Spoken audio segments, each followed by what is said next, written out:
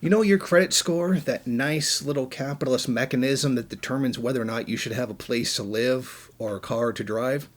Well, that credit score is going through a bit of a suggested change. Now, one of the blogs I do follow because I think it's incredibly important is the International Monetary Fund blog. And in it, there's a recent post that is frankly a bit scary when you really think about it. Basically, the post is talking about how it's difficult for the large banks to now to do business, because if there's anybody who's so disadvantaged in the world, it's the big banks, right? Really.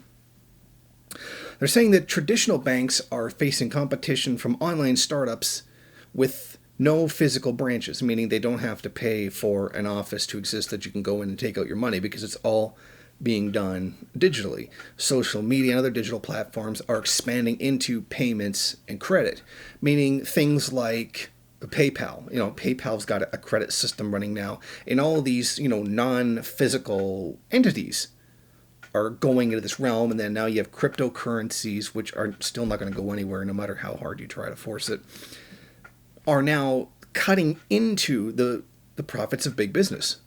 Because if they weren't, then it wouldn't be necessary for the International Monetary Fund to put this out. Now, recent IMF and European Central Bank staff distinguish two particular areas of financial innovation that need to be looked at. One is a new approach to customer relationships and the distribution of financial products. You got to get your stuff out there. Of course, that's important. You got to get it out to the customer, and the world is always changing. That's the one thing that doesn't change, is the fact that everything's in a state of change. Now, here's the part that really bothers me, the second area they're talking about. Collect and analyze data on customers. For example, determining creditworthiness. Okay, well, yeah, credit scores, I understand that. But here's the part that really gets to me. Fintech resolves the dilemma by tapping various non-financial data, the type of browser and hardware used to access the internet, the history of online searches and purchases. So, the credit company wants to know where you go on the internet because it will help them make a decision about whether or not you're creditworthy? Am I the only one that thinks maybe that's just a little BS? Maybe they just want to know if you're using any of those online financial services that are cutting into their business.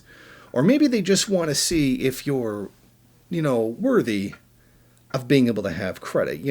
This links to a lot of future dystopian stuff. Like, if you search the wrong thing on the internet, look at the wrong idea, express the wrong opinion, all of a sudden, you're gone.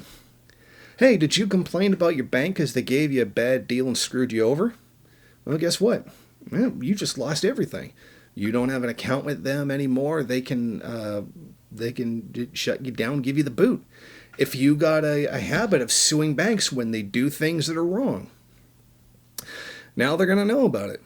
And you're not going to be able to get accounts with them. They're going to be able to stick their nose into every asset of your life.